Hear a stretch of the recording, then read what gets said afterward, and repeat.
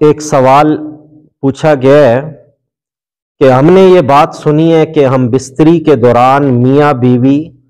اگر ایک دوسرے کی شرمگاہ کی طرف دیکھیں تو اس سے اولاد اندھی پیدا ہوتی ہے، کیا یہ بات درست ہے؟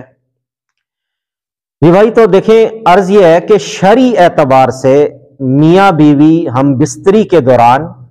اگر ایک دوسرے کی شرمگاہ کو دیکھ رہے ہیں یا دیکھنا چاہ رہے ہیں تو اس میں کوئی ممانعت نہیں ہے، البتہ شرم و حیا کا تقاضا یہ ہے کہ میاں بیوی ایک دوسرے کی شرمگاہ کو نہ دیکھیں، جیسا کہ حضرت عائشہ رضی اللہ تعالی عنہ کی روایت بھی موجود ہے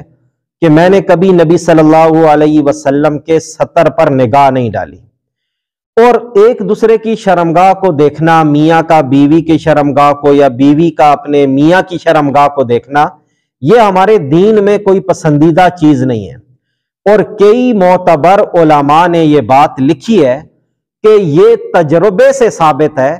کہ شرمگاہ کی طرف دیکھنے سے نگاہ کمزور ہوتی ہے